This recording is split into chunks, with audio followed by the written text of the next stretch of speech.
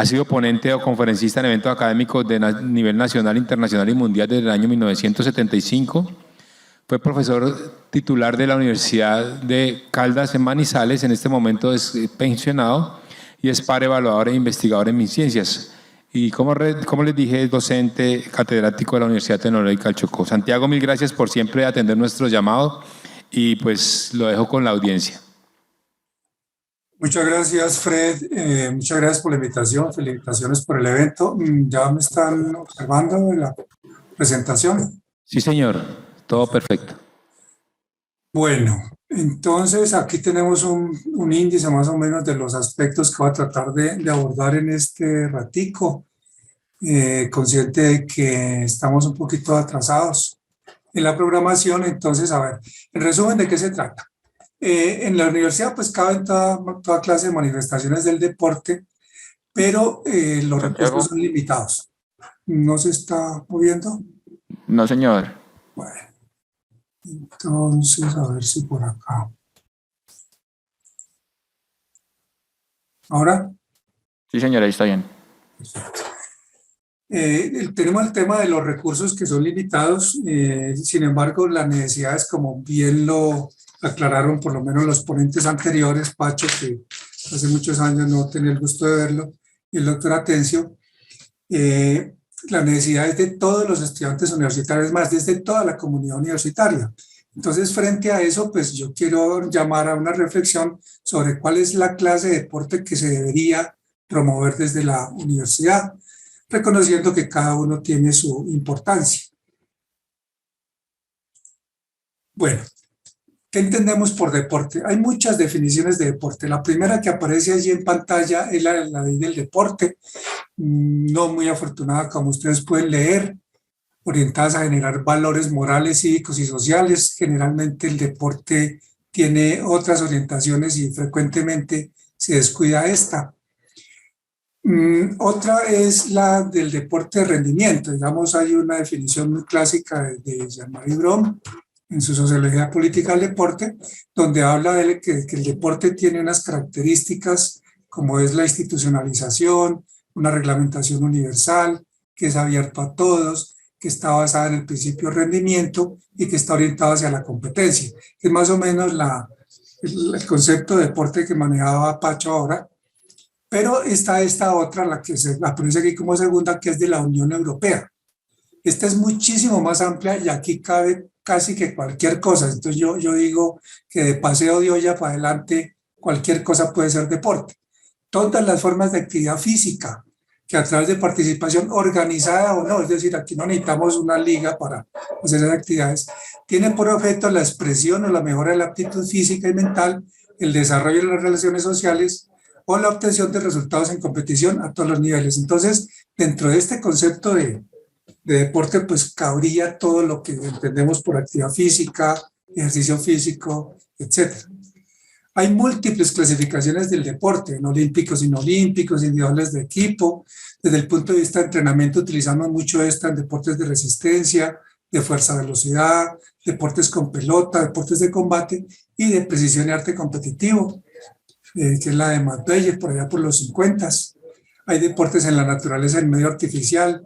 Según la ley 181, esta clasificación, que tampoco es muy afortunada porque una buena clasificación debería ser no solamente exhaustiva, sino excluyente, es decir, que las categorías no se traslapen unas con otras. Sin embargo, eso no se cumple aquí, como observamos, porque, digamos, el social comunitario puede ser formativo, el universitario es competitivo, puede ser de alto rendimiento, puede ser profesional, el profesional, es decir, hay una mezcolanza allí no muy clara, pero hay una que me gusta mucho y es la que voy a utilizar para el resto de esta charla, y es la de Cajigal, José María Cajigal, que lo dividía en deporte, praxis y deporte espectáculo. El deporte praxis o deporte para todos, en el cual el deporte es un medio para, ¿cierto? Un medio para el cultivo de las cualidades del hombre, mientras que el deporte espectáculo, el deporte de alto rendimiento, donde es el deportista el que está al servicio del deporte. En cuanto al deporte espectáculo en la universidad, por ejemplo, en la misma ley se mencionaba el tema de detectar talentos en la universidad. Personalmente pienso que es muy tarde la universidad para este proceso, porque yo considero que los deportistas de rendimiento llegan a la universidad hechos. O sea, la gente está llegando a la universidad de 17, 18 años, algunos excepcionalmente más jóvenes, pero ya son deportistas, están afiliados a clubes que pertenecen a ligas y federaciones, hacen parte de selecciones departamentales. Entonces, pues detectarlos para formarlos realmente no es el proceso. Ahora, este deporte espectáculo pues es costoso, necesitamos una implementación más especializada, los desplazamientos a las competencias son muy costosos, las ayudas ergogénicas, la alimentación, los uniformes, es decir, es un deporte muy costoso que suele absorber la gran mayoría de los recursos universitarios, pero pues da prestigio institucional, ¿cierto? Y entonces no podemos decir que acabemos con el deporte competitivo en la universidad, porque no va a ocurrir, porque muchas universidades apoyan el deporte es por el renombre que les puede dar, y eso lo hemos visto en la historia del deporte universitario, no solamente en Colombia, sino en muchas partes. También favorece el tema de identidad, y eso hay que reconocérselo al deporte, y es que cuando una universidad, por ejemplo, resulta campeona en los Juegos Universitarios, pues hay mucha gente que se motiva a realizar la práctica deportiva, posiblemente no al mismo nivel de rendimiento, pero por lo menos como actividad física. Y entonces, pues una de las cosas que creemos es que el deporte tiene que incidir en la calidad de vida de los universitarios, entendiendo la calidad de vida con este concepto de la OMS, que es la manera en que el individuo percibe su vida, el lugar que ocupa en el contexto cultural y el sistema de valores en que vive, así como las relaciones con sus objetivos, expectativas, criterios y preocupaciones. Entonces, ¿qué ocurre? Que la calidad de vida y la actividad universitaria pues tienen ahí un cierto conflicto. Ya se mencionó lo de las conductas sedentarias. De hecho, con ocasión de la pandemia, pues las conductas sedentarias se dispararon porque ya la gente ni siquiera tenía que ir a la universidad, donde tenía la oportunidad de trasladarse hasta la institución universitaria, algunos caminando, otros en bicicleta, muchos en vehículos, pero algo hacían de movimiento, y luego entre los salones, entre los bloques, etcétera, eso desapareció con la pandemia. El estrés aumentó muchísimo, o sea, la dificultad de las conexiones, la cantidad de tareas, la cantidad de actividades, eso tuvo un impacto muy grande. Creemos que aumentó el estrés en los universitarios. Además, posiblemente hubo un impacto sobre los hábitos alimentarios, el hecho de tener uno la nevera ahí a la mano y en cualquier momento poder ir a atacarla. Y eso entonces creemos que ha tenido también un impacto sobre el aumento en las enfermedades no transmisibles asociadas, como sabemos, al sedentarismo. Entonces, ¿cuál es la idea? Nosotros creemos que, en primer lugar, el deporte en la universidad debe estar dirigido a toda la comunidad universitaria, como ya se mencionó hace poco tiempo, es decir, a los estudiantes, pero también a los profesores, pero también a los administrativos y a los trabajadores. Entonces, toda la comunidad universitaria debería realizar deporte, pero con esa visión amplia, o sea, no el deporte de alta competencia, el deporte asociado, sino con la concepción, digamos, de la Comunidad Europea. Y que el objetivo final, o sea, digamos, la estrategia del deporte en la universidad debía ser hacia el fitness salud, que también ya lo mostraron con sus componentes, el doctor Atencio lo mostró en una de las primeras diapositivas, con sus componentes de composición corporal, resistencia cardiorrespiratoria, fuerza y flexibilidad musculares, etc. ¿Eso qué quiere decir? Que entonces la actividad física o el deporte que cada uno debe realizar debe ser adecuado y sistemático. ¿Adecuado a qué? Pues a las capacidades y a las necesidades de cada uno. Eso quiere decir pues que habría que tener en lo posible un abordaje individual para responder a las necesidades y a las posibilidades de cada miembro de la comunidad universitaria. Y sistemático pues se refiere a que debe ser hecho con regularidad.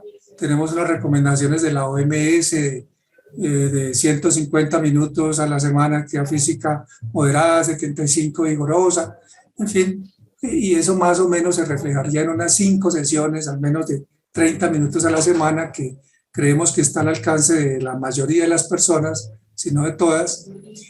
O bueno, ya buscar la ecuación para cada uno, pero lo importante es que se tenga en cuenta eso, porque a veces vemos en las prácticas grupales que la gente realiza unos esfuerzos que están por encima de sus capacidades, lo cual lo lleva rápidamente al abandono, porque se da cuenta que no es capaz con ese ritmo, con esa intensidad en los esfuerzos, y a las lesiones, a las enfermedades inclusive.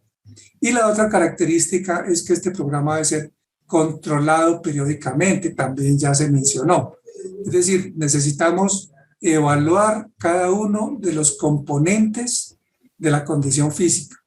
¿Eso qué significa? Que necesitamos tener un instrumento para evaluar a los miembros de la comunidad académica en función de sexo, de grupo de edad y de pronto un poco de la actividad que realiza, porque no podemos pedirle lo mismo a los estudiantes de las licenciaturas de educación física, los programas de deporte, que al resto de la comunidad, e incluso dentro de la comunidad pues tenemos unas diferencias muy marcadas de edad, incluso entre los mismos estudiantes y obviamente más con los profesores y los trabajadores y el cuerpo administrativo.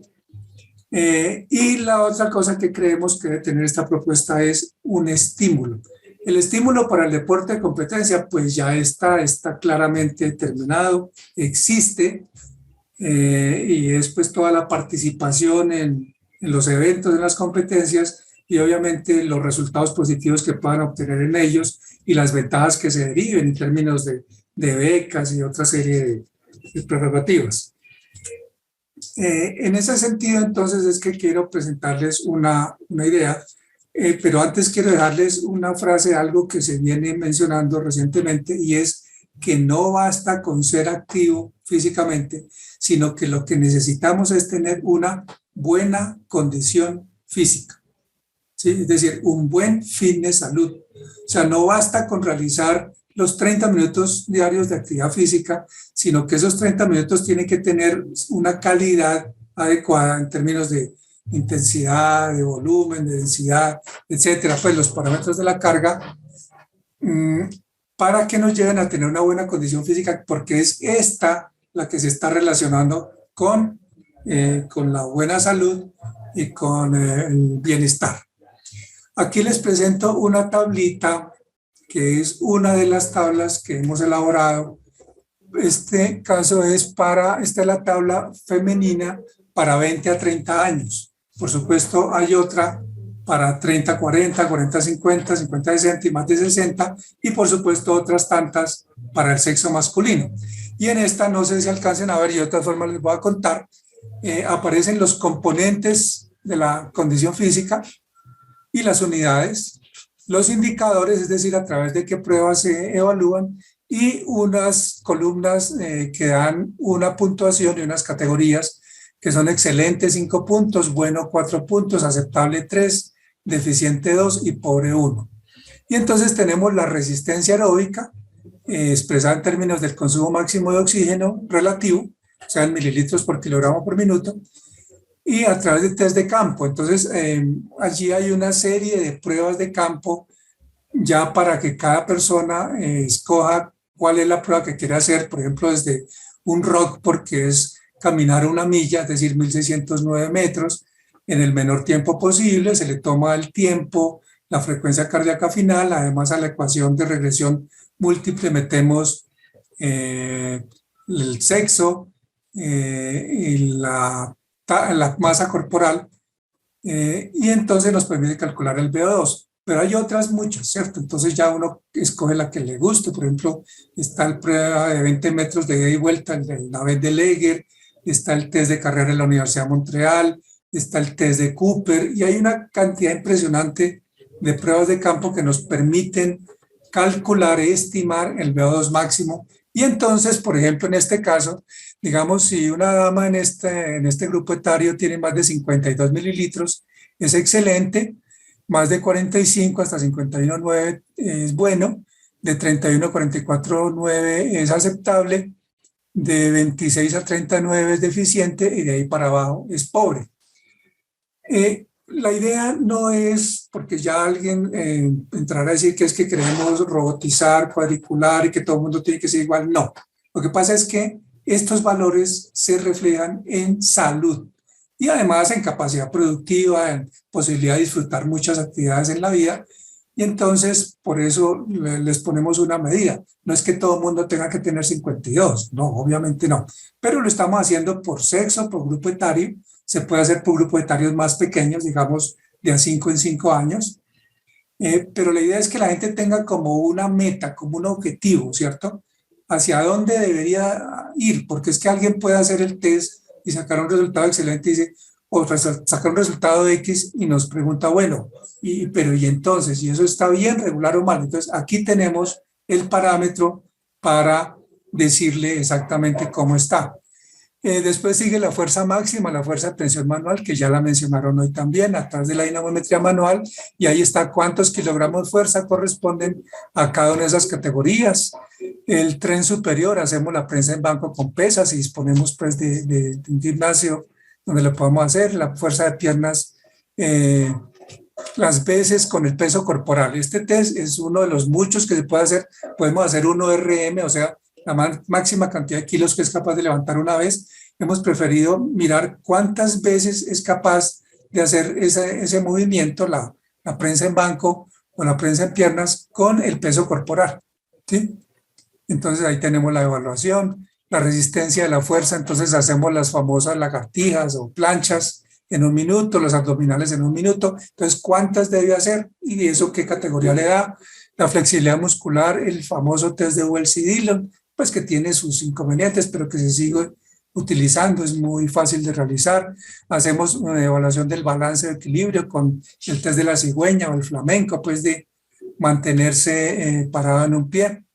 La antropometría, entonces tenemos también la grasa corporal calculada a través de la sumatoria de pliegues, tríceps subescapular, que es como la ecuación más sencillita y de menos pliegues que encontramos de Slaughter y Lohmann, y ahí nos dice la suma de pliegues. Ahora, con esos pliegues o con más pliegues podemos utilizar, conozco más de 100 ecuaciones para estimar la grasa corporal. Por bioimpedancia eléctrica, hay unos bioimpedanciómetros muy sencillos, la báscula, hay un bastoncito simplemente de sostener con las manos, y ahí para adelante hay equipos de mayor sofisticación. El índice de masa corporal también, pero por debajo de ciertos niveles tampoco es sano. O sea, menos de 18,5, 24,9, entre 18,5 y 25 hasta 29,9, ya por el tema de sobrepeso, pero por debajo de 16 o por encima de 30, entonces también le quita puntos. El perímetro de cintura, la relación cintura-cadera, la relación cintura-estatura, que también se puede utilizar. Hemos incluido unas cifras de presión arterial, entonces sistólica y diastólica, unos rangos allí, y incluimos incluso un perfil lipídico, entonces por lo menos un colesterol total. Pues ya a elección de cada universidad, de cada programa, pues se pueden incluir o excluir pruebas, pero lo que me atrevo a proponer es que hagamos, por ejemplo, a través de este instrumento, una evaluación periódica, pero que además le permita a la gente recibir un estímulo social, ¿cierto? En algunas partes existe eso, por ejemplo, el LPB, Listos para la Vida. En Alemania hay uno que era como orientado más hacia la defensa de la patria, y entonces la gente hace estas pruebas periódicamente y según el puntaje que obtiene, amerita un estímulo, una medalla de bronce, de plata o de oro, y eso lo estimula a seguir preparándose. Pero además, si sabemos que, por ejemplo, terminando semestre o empezando semestre, vamos a programar esta evaluación para toda la comunidad universitaria en forma de festivales, o que en cualquier momento la gente puede ir al gimnasio de la universidad y allá le hacen una bioimpedancia o le miden un par de pliegues, pues eso le va a permitir a la gente saber cómo se encuentra, dónde está, si le hace falta, o sea, si tiene para dónde subir en función, repito, del sexo de edad, o está bien y lo que tiene que dedicarse es a mantener su condición física. Entonces, repitiendo la consigna previa de que no basta con ser activo, sino que debemos tener una buena condición física, termino mi presentación y quedo a su disposición para preguntas. Bueno, entonces, como, sí, una pregunta. No, aquí en el chat no hay preguntas. No, nuevamente, agradecer a Santiago. Es una de las opciones que, como hemos estado observando a través del día de hoy, la actividad física nos genera bastantes retos y sea el momento para que, como decía Francisco también, es mucho el dinero que se invierte en el deporte en las instituciones de educación superior y versus la cantidad de personas que son las que son beneficiadas de estos programas. Creemos que la actividad física, sin desconocer el deporte, debe ocupar un espacio bastante importante en el presupuesto y en la actividad de las instituciones. Así que, Santiago, mil gracias por acompañarnos nuevamente. Dejo a Ana María para que haga la siguiente presentación. Un abrazo, Santiago. Muchas gracias. Felicidades.